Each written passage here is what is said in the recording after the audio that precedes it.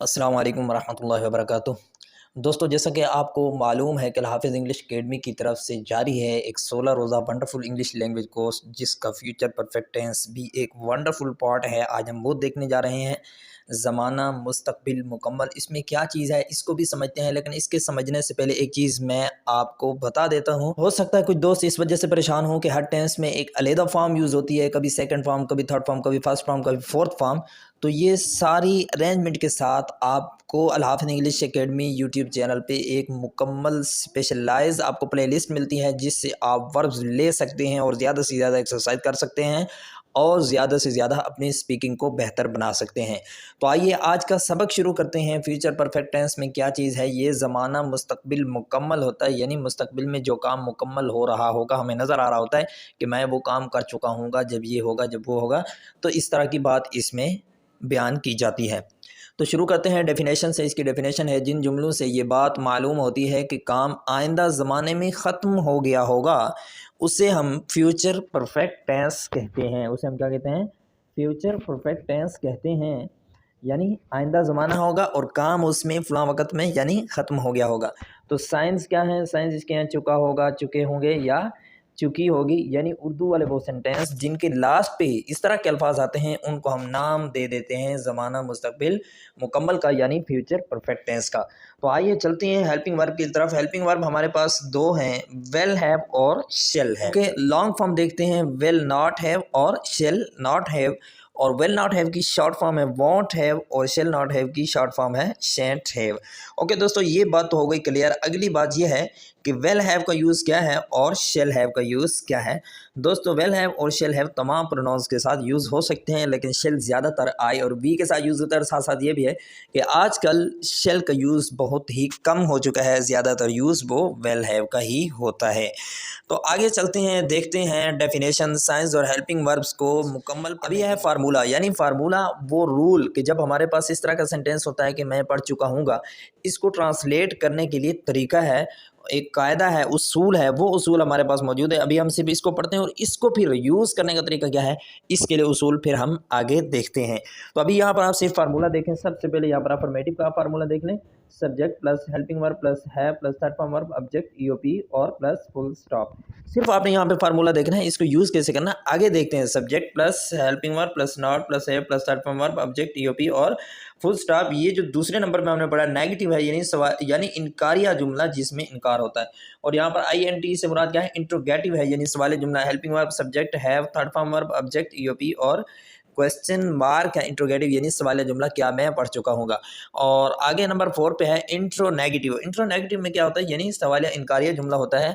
Helping verb plus subject plus not plus है plus third form verb object और फिर हो गया यूपी और फिर क्वेश्चन मार्क। ओके, आगे इंट्रो नेगेटिव नंबर 2 है, इसका मीनिंग भी वही होता है। हेल्पिंग वर्ब नॉट सब्जेक्ट है plus third form verb object यूपी और क्वेश्चन मार्क है। दोस्तों, आगे आपके सामने एग्जांपल लिखी हुई है। ये एग्जांपल कैसे बनी है, इन बातों को छोड़ दें, आपने सिर्फ यहाँ पे एग्जांपल देख लेनी है। आगे देखते हैं कि बनाते कैसे हैं। I will have gone to Hafiz English academy, मैं हाफिज़ इंग्लिश अकेडमी जा चुका हूँगा। He will not have gone to Karachi, वो कराची नहीं जा चुका होगा।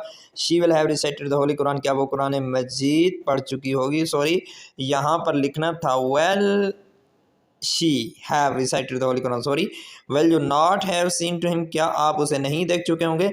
What you have seen to him, क्या आप उसे नहीं देख चुके होंगे। ओके दोस्तों, हमारे पास एग्जांपल फ्यूचर परफेक्ट टेंस। दोस्तों, जब हमारे पास इस तरह का सेंटेंस होगा, फॉर एग्जांपल मैं स्कूल जा चुका हूँगा, अब इसको हम इंग्लिश में ट्रांसलेट करना चाहते हैं, तो इसको इंग्लिश में ट्रांसलेट करने का मेथड क्या है, बस यही समझना। इंग्लिश में ट्रांसलेट करने का मेथड, फार्मूला तो वही है जो हम पहले देख चुके हैं, लेकिन उस फार्मूले को यूज़ करने का तरीका ये है कि उसको यूज़ करने से पहले सबसे पहले हमने इस सेंटेंस पे तवज्जो देनी होगी। तवज्जो क्या देनी होगी कि हमने देखना होगा कि ये टेंस कौन सा है। चेक द टेंस, यानी ये टेंस कौन सा है, प्रेजेंट परफेक्ट पास्ट, यानी 12 में से कौन सा है। तो हमने देख लिया कि ये फ्यूचर परफेक्ट टेंस है। क्यों? यहाँ पर हमारे पास ये अलामत मौजूद है, चुका होगा, ये बता रहा है कि ये फ्यूचर परफेक्ट टेंस है। ओके, ये बात क्लियर हो गई। आगे है चेक द सेंटेंस, यानी जुमले को देखना है कि जुमला अफर्मेटिव है, नेगेटिव, इंट्रोगेटिव या इंट्रो नेगेटिव है। तो चुका हूँगा, इसका मतलब ये हुआ कि ये अफर्मेटिव है, क्योंकि इसमें ना लफ्ज़ नहीं है, ना कोई सवाल है, ना कोई सवाल या इनकारी जुमला, कुछ भी नहीं है, तो लिहाजा ये अफर्मेटिव है, तो ये सेंटेंस भी चेक हो गया। ओके, फ्यूचर परफेक्ट टेंस का अफर्मेटिव सेंटेंस है। तो उसके बाद फिर हमने क्या काम करना है, यहाँ पर आपके सामने लिखा हो गो टू फार्मूला। क्या मतलब, जो फार्मूला हमने पढ़ लिया है हम उस फार्मूले की तरफ चले जाएंगे। ओके, यहाँ पर भी आपके सामने मौजूद है, हम इस फार्मूले में आ जाएंगे। तो सबसे पहले फिर हमने देखना है कि फार्मूले में पहली चीज़ क्या है। फार्मूले में पहली चीज़ है सब्जेक्ट। तो फिर हम इसी सब्जेक्ट को उठा के उर्दू वाले सेंटेंस में आ जाएंगे यहाँ पर, और यहाँ पर हम आकर ढूंढेंगे कि हमारा सब्जेक्ट कौन सा है। हमने देखा कि हमारा सब्जेक्ट मैं है। ये मैं क्यों है हमारा सब्जेक्ट, ये इसलिए मैं है कि काम करने वाला इस जुमले में ये लफ्ज़ मैं है, इसलिए हमने इसको सब्जेक्ट बना लिया। और मैं की इंग्लिश आई होती है, तो फिर हमने यहाँ पर लफ्ज़ आई को रख दिया है, तो ये हो गया हमारा सब्जेक्ट। ओके दोस्तों, उसके बाद फिर हम फार्मूले में आ जाते हैं। फार्मूले में आके हमने देखा तो फिर है यहाँ पर हेल्पिंग वर्ब। फिर इसका जो हेल्पिंग वर्ब है इसको उठा के हम यहाँ पर रख देंगे, और ये आ गया हमारा हेल्पिंग वर्ब वेल। उसके बाद फिर हमने कहा कि यहाँ पे रखना है हैव, तो फिर हम यहाँ पे रख देंगे हैव। ये आपके सामने मौजूद है, रखा हुआ है। उसके बाद फिर हम फार्मूले में चले जाएंगे। फार्मूले में हमने जाके देखा कि third form of the verb है, तो फिर हम वही काम करेंगे। थर्ड फॉर्म वर्ब को उठा के हम आ जाएंगे उर्दू वाले सेंटेंस में। उर्दू वाले सेंटेंस में आके हम देखेंगे कि वर्ब है कौन सा। तो वर्ब है इसमें जाना। एक्शन वर्ब क्या है भाई, जाना है। इस जाना को उठा के हम इसकी इंग्लिश बनाएंगे। इंग्लिश है गो। गो की हम थर्ड फॉर्म देखेंगे, तो फर्स्ट फॉर्म गो और second form went and third form gone.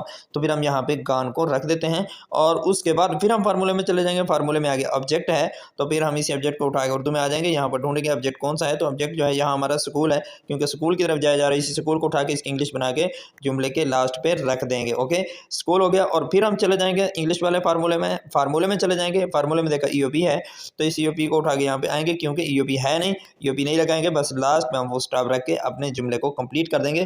Okay दोस्तों, ये जुमला हो गया कंप्लीट। आगे देखते हैं example future perfect negative sentence. यहाँ पर भी वही है, यहाँ पर सिर्फ और सिर्फ दोस्तों नॉट का इजाफा है कि हेल्पिंग वर्ब पर नॉट रखा गया है, बाकी सब कुछ वही है। लास्ट पे वही फुल स्टॉप है, ईओपी ऑब्जेक्ट है, सब कुछ वही है, थर्ड फॉर्म है। तो आपने यहाँ पर मशक करनी है। ओके, मैं स्कूल नहीं जा चुका हूँ, एक दफ़ा थोड़ा सा रिपीट करता हूँ इसको।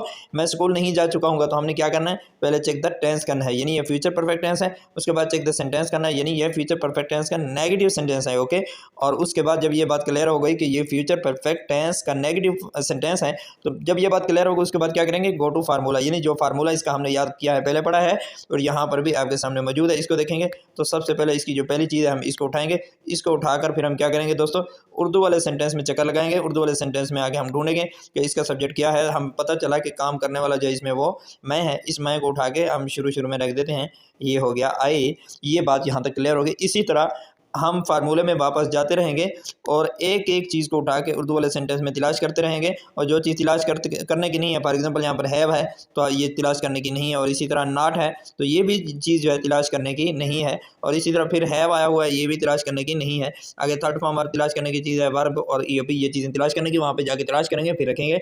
तो इस तरह जो है हमारी ट्रांसलेशन कंप्लीट। हमारे पास है इंट्रोगेटिव यानी सवालिया जुमला।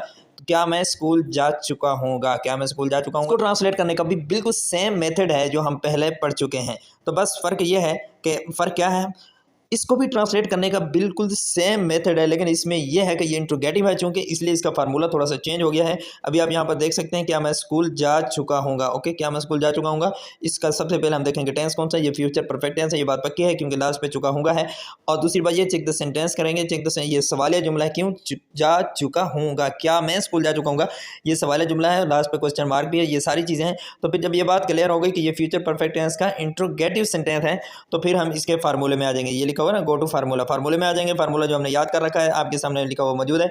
तो फिर सबसे पहले इसकी पहली चीज़ हम उठाएंगे हेल्पिंग वर्ब है। तो हेल्पिंग वर्ब क्या, हम इस उर्दू सेंटेंस में आएंगे ढूंढेंगे, नो नो नो नो, ढूंढने की ज़रूरत नहीं है, बल्कि हम सीधा सीधा हेल्पिंग वर्ब रख देंगे, वेल रखेंगे या शेल रखेंगे। ये बात हो गई क्लियर। उसके बाद फिर हम आगे देख लेंगे दूसरे नंबर पर, फिर हम फार्मूले में जाएंगे, देखा तो इस सब्जेक्ट है, इसी सब्जेक्ट को उठा के हम फिर लेंगे और इसी तरह एक एक चीज़ को हम लेके आते रहेंगे और रखते रहेंगे। इस तरह हमारी ट्रांसलेशन जो है कंप्लीट हो जाएगी। तो नेगेटिव है, यहाँ पर भी वही चीज़ है, लेकिन यहाँ पर सिर्फ नॉट का इजाफा है, इसको आप ज़्यादा करेंगे तो आपकी ट्रांसलेशन कंप्लीट हो जाएगी। यहाँ पर भी इंट्रोनेगेटिव है, वो भी इंट्रोनेगेटिव था, सिर्फ और सिर्फ ये फ़र्क है कि पिछला जो सेंटेंस है ये इंट्रोनेगेटिव नंबर 1 था, उसका जो सब्जेक्ट है वो हेल्पिंग वर्ब की डायरेक्ट बात था, लेकिन यहाँ पर नॉट आ गया दरम्यान में और सब्जेक्ट बाद में आया है। इसका जो ट्रांसलेशन है वो बिल्कुल सेम ही है, एक जैसी है दोनों। आगे चलते हैं हमारे पास दोस्तों, अब हम पहुंच चुके हैं conjugation for future perfect tense पर। इसका क्या फ़ायदा होता है, इसका फ़ायदा ये होता है हमारी ज़ुबान में फ्लुएंसी आती है, हम ज़्यादा से ज़्यादा स्पीकिंग कर सकते हैं और किसी के सामने हमें कभी घबराहट का शिकार नहीं होना पड़ता है।